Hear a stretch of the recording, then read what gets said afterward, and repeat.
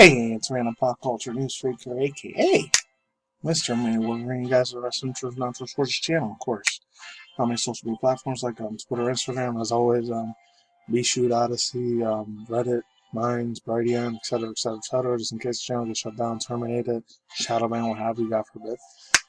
Anyhow, I know it's like 2 days old, doing this a lot more later than I wanted, so it was like almost midnight now by the time I'm doing this, but,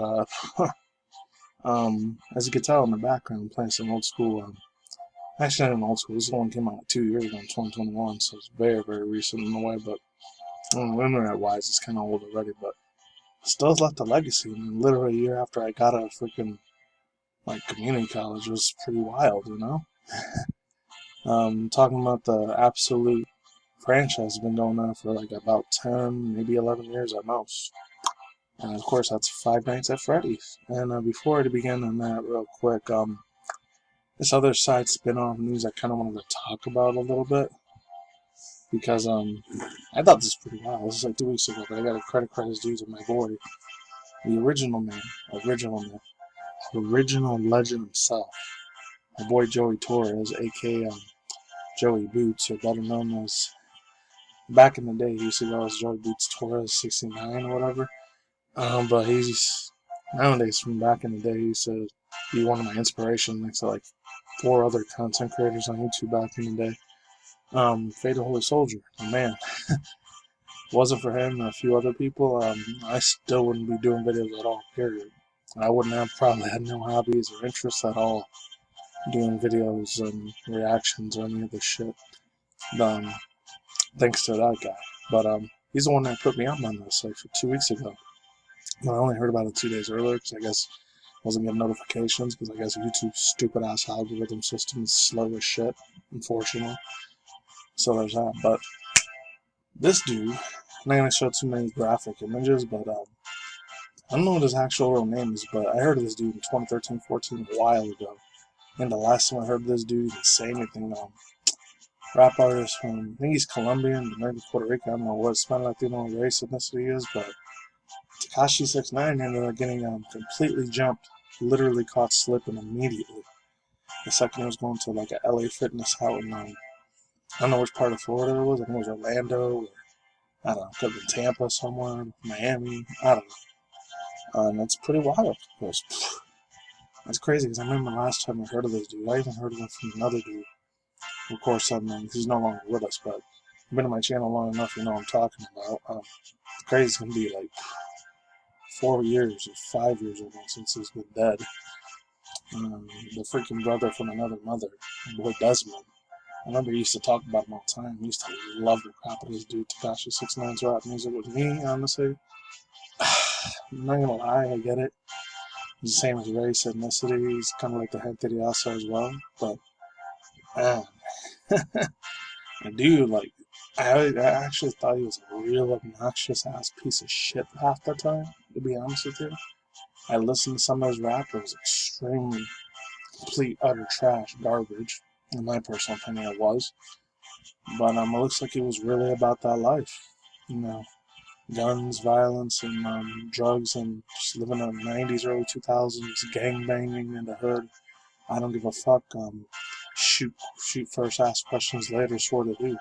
He looks like he was about that life. But then I remember a couple of years ago, in 2019, 2020, I think before, or I think after the FBI, CIA ended up trying to put him like 600 something years in prison for like money laundering or drug charges and shit like that.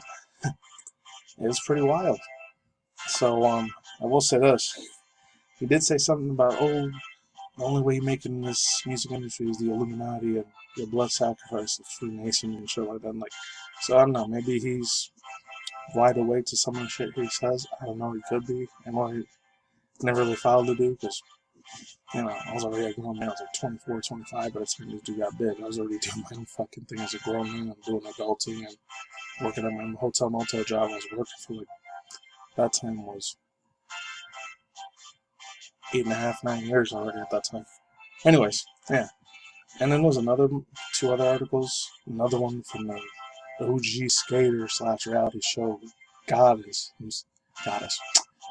and icon of his time in the early middle 2000s and late 90s, Bam Margera.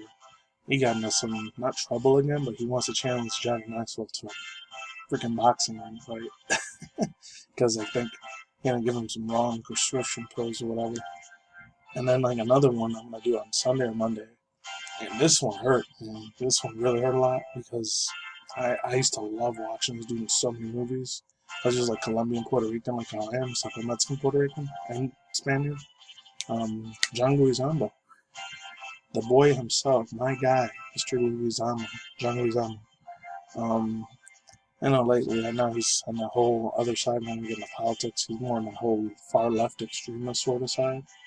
It's, oh, you gotta represent the Latinos and the black guys and all that shit, like that type of dude. I kind of knew he was one of those SJWs, which sucked, because I loved watching his old school comedy stuff and all the movies he's been in. I mean, the last movie I saw him was Silent Night, where he was like a freaking terrorist dude or something, trying to rob and steal all this money from like a super rich white lady or whatever. And he ended up being a villain, but he dies at the end, which sucked. Man, he ended up wanting to protest the Mario's because it wasn't Hispanic Latino, not enough Hispanic Mexican like Latino support. That's ridiculous, but I'll get to that in a future video. So anyways, let's jump into this. And I said before and say it again, Five Nights at Freddy's movie. First look at a Five Nights at Freddy's official movie will also finally have a release date. This comes from George Foster. I know it's video game industry news related, and I said I was going to do that stuff, but kind of take my word back in on it again because I still like talking about it, especially if I feel like it's very super important as heck. So it says, Blumhouse has released the first official look at Five Nights at Freddy's movie, giving us a proper look at Freddy Fazbear, confirming the film was released on October 27, will release on October 27, 2023. We've been hearing about the Five Nights at Freddy's movie for a real long time now, since 2015. And after having swapped directors multiple times, seemingly being spotted for hell, reportedly no thanks to the series creator being anti-LGBTQ supporter Scott Cawthon's heavy involvement, it looks like things are finally coming together. Blumhouse has confirmed a long-awaited FNAF movie is coming out later this year. The October 27th release date was revealed on Blumhouse official Instagram page alongside with the first official image of the film. The image shows Freddy Fazbear and a young boy standing outside while looking up at a sign that says Freddy Fazbear's Pizza. Weirdly enough, not named Pizzeria like it is in the games. It is clearly seen better days. So it also goes on to say this official Instagram post is from 3 days ago by the time you guys see this. Is 2 days. It says Stephen Blumhouse, alright. Blumhouse Studios. Universal Pictures will release Blumhouse Five Nights at Freddy's on October 27 worldwide. The film will also premiere day-to-day along with the theatrical version of Peacock. How Five Nights at Freddy's Can You Survive the Night? It's a terrifying horror game phenomenon because of blood-chilling cinematic event. As Blumhouse, the producer of Megan, the black film Invisible Man. I heard of The Invisible Man and Megan. That was the one that was from earlier this year on January 6th. And them being the biggest meme ever of this year. Brings Five Nights at Freddy's to the big screen. The film also follows a troubled security guard being worked. It begins his work at Freddy Fazbear Pizza while spending his first night in the job. He realizes the night shift at Freddy's won't be so easy to make though. Starring Josh Hutcherson as Ultraman. Oh, he's gonna be an Ultraman too? I didn't know that. In the Hunger Games. And of course, I remember that dude. I remember this dude in Thor back in the day. And yeah, he was in Hunger Games. I forgot about that guy. Matthew Lillard. I think he was the one that played Peeta. That was like Katniss's girlfriend. Remember that? Matthew Lillard. Good Girl Scream. Elizabeth Leo. Okay, these are all the other people are going to be all the... I don't know any of these fools. Oh, I think I remember who this person was. I remember it was like one of the first movies. It was like 4 or 5, 6. I think 6 when I saw this one.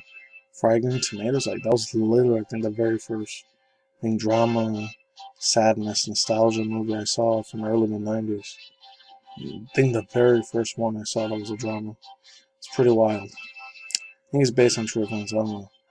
FNAF, aka Five Nights at Freddy's, is directed by Emma Tammy from The Wind and Blood Moon. It was written by Scott Cawthon and Emma Tammy and Seth Cuddleback. Also, that dude Scott Cawthon was involved in this. He was the writer for this, so this is actually going to follow the actual lore of what the first 4 or 5, maybe this first 6 Five Nights at Freddy's had for that game. Which, actually, fun fact, I never played none of the games at all. Because I just watched a bunch of Let's Plays on them. I didn't watch like the ones from Marky or PewDiePie or Jacksepticeye back in the day, because I just thought they were annoying ass people at the time, and now look where they are. They're not even doing YouTube that much anymore. They got their own podcasts, they're got their own brands or logos, they probably got their own fucking clothes and their sneakers and their hats. They're making merch like crazy nowadays. But yeah, congrats to them, especially on Markiplier and Jacksepticeye. I never really saw those two that much at all. I remember the last thing I did was relevant was last year, I think, when a lot of people, I don't know if it was a troll algorithm bot, kept saying like Jacksepticeye's dad should be burning in hell, some real fucked up crap like that. That's the last time I heard about him. And Markiplier, I don't really know, I think it was 3 months ago. Anyways, this is FNAF, Five Nights at Freddy's, produced by Jason Blum, Scott Cawthon Films, executive producers, Bea Scoriel, Russell Binder, Christopher H. Warner. Warner Universal Pictures presents Blumhouse Production Association with Striker Film Entertainment. And then I'm going to skip these two here and just read the last two here. The image is actually looks very similar to the leaked photo that we got just a few weeks back, which shows cast members standing out, while Freddy Fazbear and animatronic presumably looking at the same decaying sign that we've seen in this image. And the fact is that you closely look at the cast members that are next to the Freddy. There's one of them who seems to even be wearing the same clothes as the boy that was seen here. And you guys can read the rest of that part here. And last but not least here, Blumhouse cast list is missing. Lists a missing person who seems very likely to make a cameo appearance. Even though though Markiplier. And I was just talking about it, and some people are saying he may make an appearance. I'm surprised PewDiePie makes an appearance too. Earlier this year, maybe mattpatt, who knows? Because he talks so many little game theories on that game FNAF. It was insane. Markiplier was even asked about appearing in the movie and gave a very strange response. Seemed to indicate that he was hiding any involvement. Alright, and also goes on to say, we can see with this cast was posted to Instagram that everyone involved is still trying to keep it secret. Or hey, maybe he's really not in it. Guess we'll see this October. And remember, I think they said November, December. That's literally around the same time that origin story, like background prequel of Hunger Games is supposed to be coming out. I think it's called Of Snakes and Songbirds. That one, I'm not gonna lie, even though it's been gone since like 2015-16, 8-9 years already, I wouldn't mind watching that shit too. I really hope it is. If not, it might be January, February, March of next year. So hopefully I get to watch it no matter what. Quick thoughts, views, and opinions.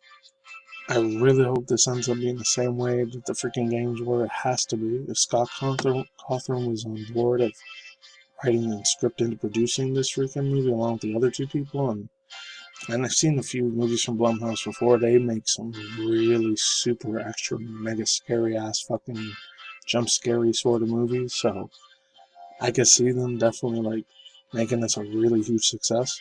Maybe they might make a spin-off of this as another video game, or probably as a quick microtransaction, real quick gotcha game. So you have to spend a shitload of money on your phone to keep playing it over and over. I hope they don't do that, but in this day and age, with a lot of VR games and a lot of smartphone games being more, sucks a lot of more money and hard work and cash away from you, I can sadly see that going down, sadly. Anyways, links to share down below, cards on sound, I'm out here. Oh, I really hope they show the rabbit chick. The only two that were my favorites was Glitch Trap and Foxy. Foxy was cool, and then Mango, she was awesome too. And of course, all the my silly ass pair of mine on Rule 34 that was for the girls. For now, they were beautiful, especially I think her name was Vanvali and Valani. That rabbit chick's really fine on 34. That's it. Peace out, ladies and gentlemen, fanboys, fans. Talk more. Soon see you. Have a good day. Have a good night. Wherever you are, out there. So you can watch your good video game news, announcement news, animal manga news, and video movie news. I'm done here. Peace out. Peace goodbye.